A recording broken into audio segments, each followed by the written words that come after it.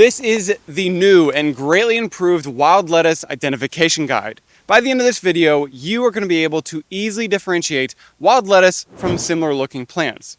You know, my first video on the subject I released over 4 years ago, and since then I've learned a lot and I've grown as a forager and an educator.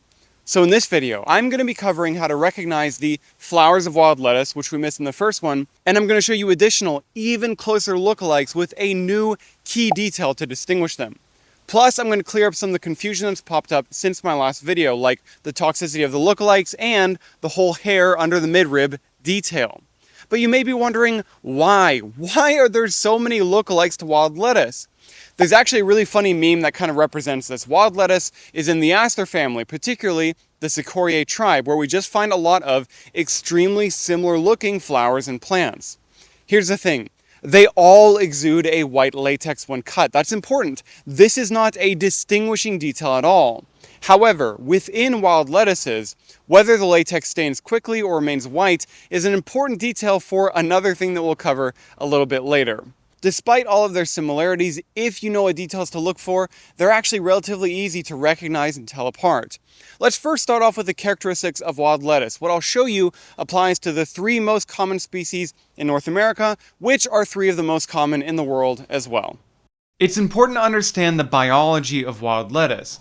This plant is an aggressively growing biennial, which means it has a 2-year growth cycle. In the first year, the plant grows as a basal rosette and builds up energy that's stored in a large taproot that it will use in the second year to send up a tall, robust stalk from which it will flower, produce seed, and then die, having completed its life cycle.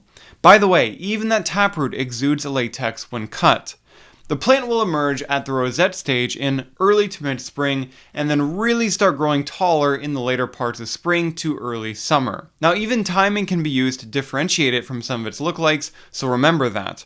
Another important thing to note is that as wild lettuce is something of a pioneer species, it really thrives in open, disturbed areas like fields or maybe forest edges. One of the biggest mistakes that you can make with wild lettuce and many other wild food species as well is looking for them in the woods. That is one of the worst places to find them because in a closed canopy forest where there isn't much sunlight, that means that these plants don't have much resources to use in order to grow vigorously. Let's talk more about those flowers though, which personally I think are quite beautiful, but they can trick you.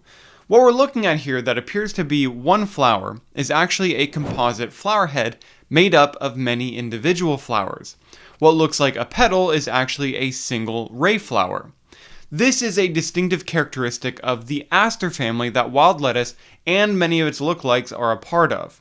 Some asters, like sunflowers, have both disc and ray flowers, but lettuce only has ray flowers. The composite flowers of wild lettuce are usually less than ½ an inch across. The color depends on the species, but most are cream yellow, while some others are pale purple.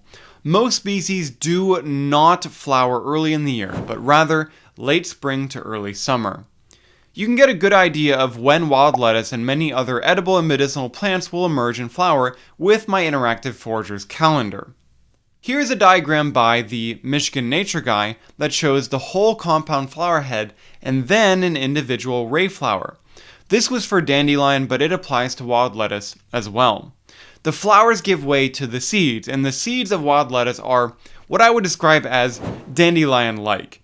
They are wind dispersed and consist of the viable seed part that connects to a little wind sail called the pappus. This plant and dandelions are both wind dispersed. Speaking of the seed, I've been collecting some, and in a few weeks I'll be doing a wild seed drop of wild lettuce for my Patreon members. So if you'd like to receive wild harvested seeds from me, be sure to join. They don't need cold stratification or anything, it's super easy.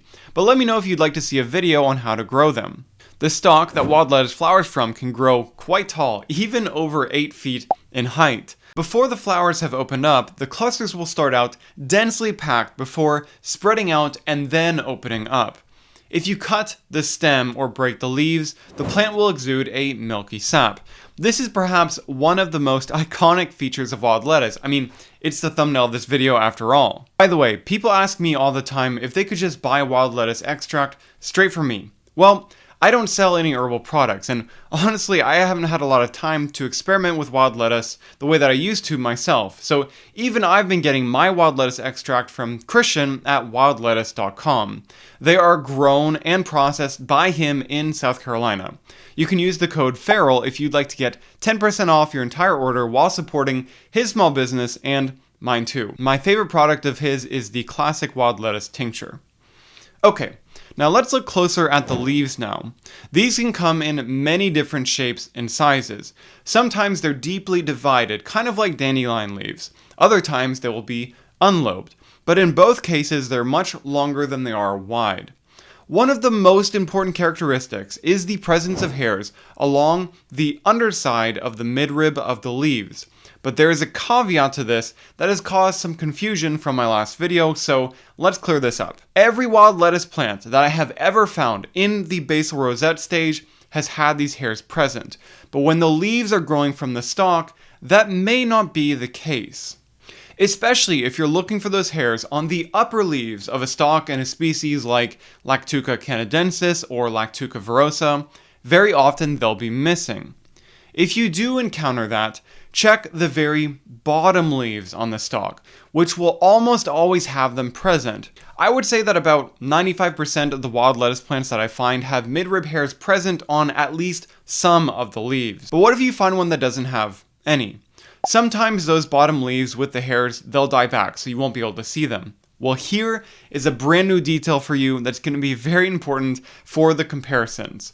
Cut across the base of the leaf and look at the cross-section of the midrib. It will be distinctly triangular on wild lettuce. Triangular, not circular. Don't forget this one. You'll see why in a second, because now we're going to use all of those details to compare wild lettuce to its lookalikes. If you know what characteristics to look for, this is so easy. Starting with dandelion. All we need is two things. First, dandelion completely lacks any hairs on the midribs of the leaves. And second, dandelion has a circular midrib cross-section, not a triangular one. That's it. But a bonus for dandelion, because it is so common, is that it will never have a rigid, erect flowering stalk, and it flowers in early spring, way before wild lettuce does. Second is sow thistle in the genus Sonchus. That's right, I am pronouncing it correctly now. With this one, if we try to use the triangular midrib trick, we'll run into trouble because it has one as well. But there are tons of different ways to differentiate them. First, sow thistle will shoot up and flower far before wild lettuce. That being said, they can persist for a long time and be found flowering alongside each other, so what else? The hair trick works well here.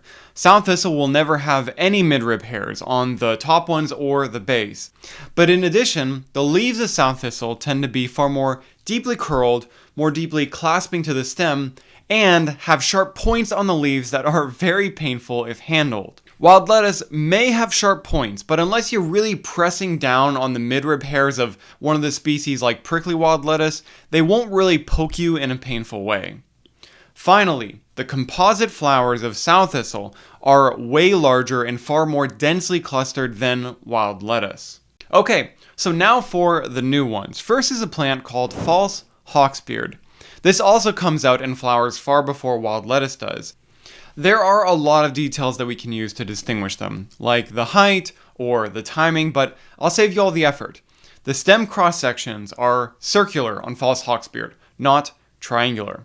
But in addition, the stems are densely haired, which is not the case for the vast majority of wild lettuce species. We'll talk about the toxicity of all of these lookalikes in a second, but there is one final one to cover, which is chicory. At a glance, to me, this may be the closest lookalike to wild lettuce, but of course, with the right details, as you're going to see, they are easy to tell apart. Chicory does have a concentration of hairs along the midrib, but is also hairy in parts that wild lettuce is usually not, like the stems and the rest of the upper and lower parts of the leaves. The flowers are larger on average with chicory as well, but if you're ever confused, can you guess what detail to use? That's right. All that you need to look for is the cross-section once again, because on chicory, it's circular, and on wild lettuce, one more time, it is triangular.